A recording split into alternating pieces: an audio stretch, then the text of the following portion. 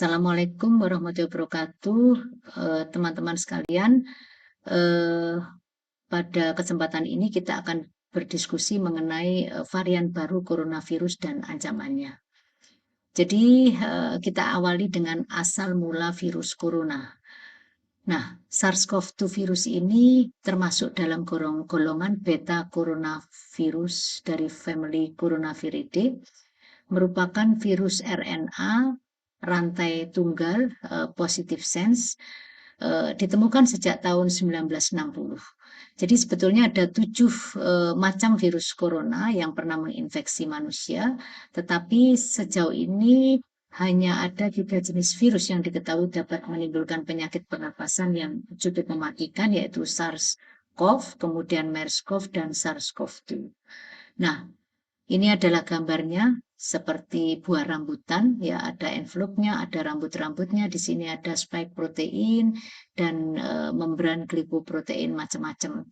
Kemudian ini adalah silsilahnya, berdasarkan genusnya ada 4 genus, dan SARS-CoV-2 ini masuk dalam golongan beta coronaviridae.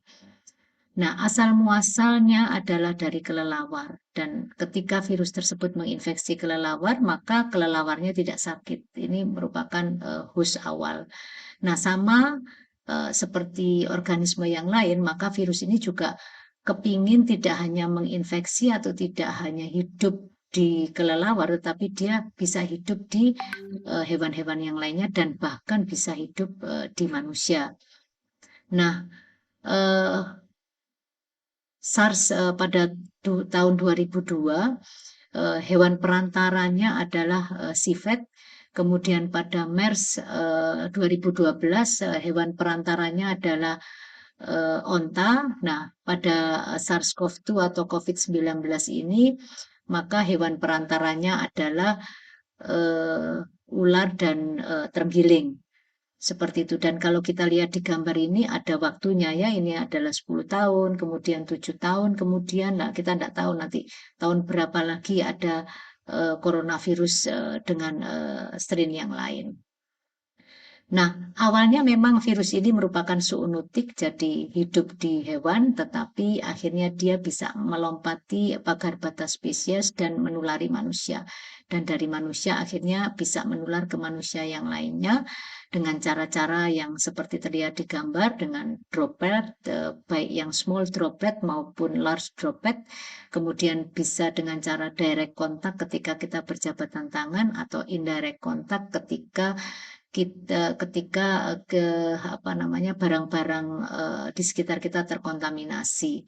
Kemudian bisa juga melalui airborne pada ruangan-ruangan tertentu, dan bisa juga melalui cara-cara yang lain, yaitu melalui blood transfusion, juga melalui transplantasi organ, dan pada ibu ke anak juga bisa menular melalui transplasenta ataupun melalui perinatal pada saat ibu tersebut melahirkan.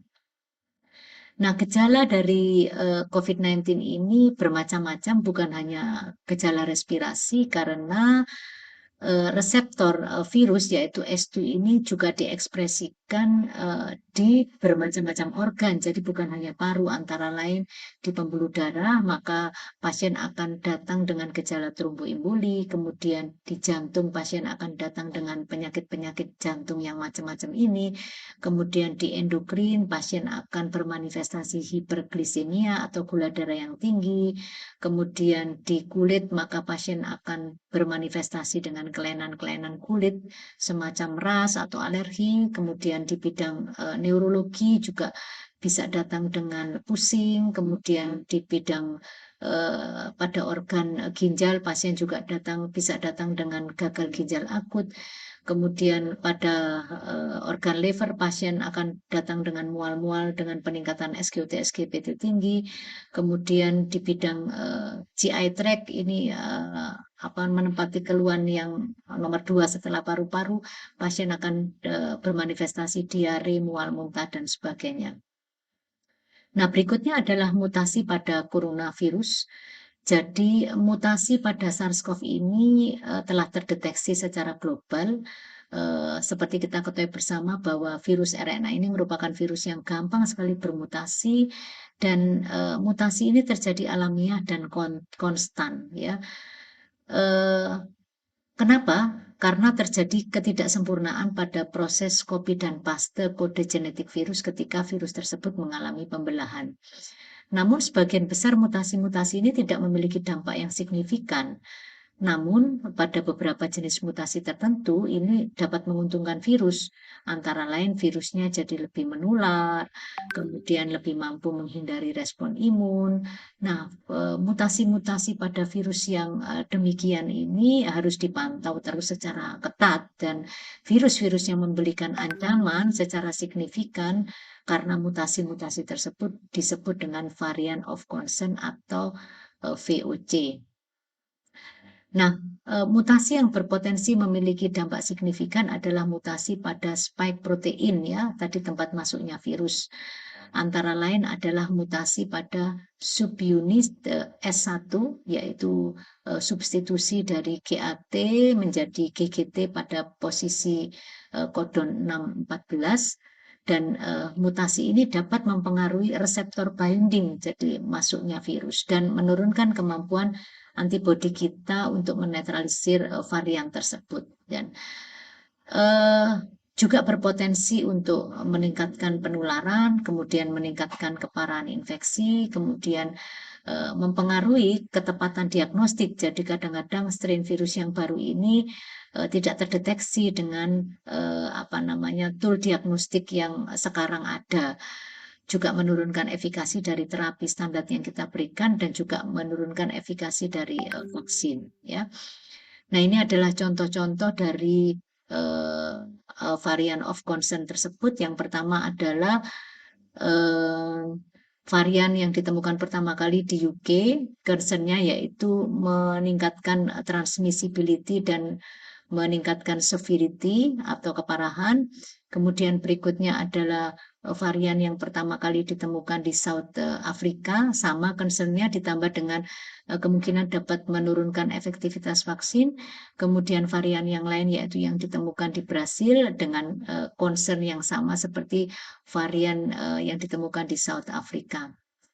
Nah, VOC adalah suatu varian yang terbukti memiliki kemampuan lebih mudah menular, kemudian kalau menular menimbulkan penyakit yang lebih parah, sehingga kalau kita lihat angka rawat inap di rumah sakit demikian tinggi, juga angka kematiannya.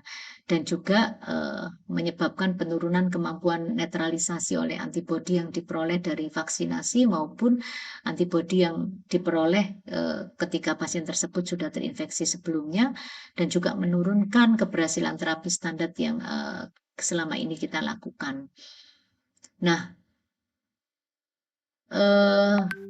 oleh WHO, mutasi-mutasi tersebut atau varian-varian tersebut diberi nama alfabetik alfa, beta, dan gamma, dan ini adalah pertama kali diidentifikasi di mana, tetapi untuk menghindari dampak negatif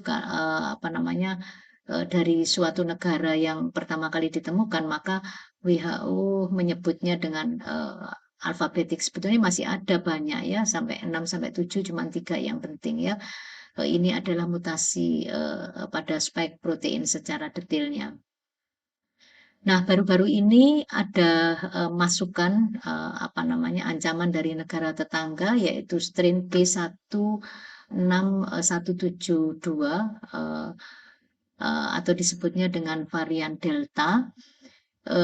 Ciri-ciri dan sifatnya adalah lebih mudah menular, kemudian lebih mudah menyerang dewasa muda dan anak-anak. Kalau yang strain dulu tidak suka anak-anak, strain yang sekarang suka anak-anak. Kemudian concernnya adalah menurunkan efektivitas terapi plasma konvalesen dan antibodi yang didapat dari vaksinasi. Jadi memang benar-benar merupakan ancaman dan tantangan ya virus varian baru ini. Kalau kita lihat bersama, rekor setiap hari tidak pernah turun, terus meningkat seperti ini. Tidak tahu ya, mudah-mudahan nanti segera turun.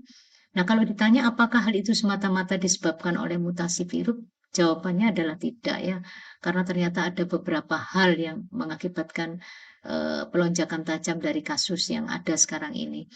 Yang pertama tentu saja varian baru dengan sifat-sifat yang tadi sudah saya sebutkan, kemudian mobilitas penduduk yang meningkat, kita baru saja menghadapi masa libur lebaran dan mudik, kemudian saudara-saudara kita para migran yang pulang kembali ke Indonesia, kemudian pekerja pelayaran pun demikian, kemudian masyarakat kita memang abai terhadap protokol, kemudian pemerintah juga melakukan pelonggaran kebijakan pada saat itu karena dinilai kasusnya sudah turun, kemudian ada banyak sekali kerumunan massa di tempat-tempat wisata maupun hajatan-hajatan, kemudian vaksinasi di negara kita memang sedikit berjalan lambat dan kemudian sektor ekonomi pada saat itu dibuka kembali karena kita merasa kasusnya sudah turun.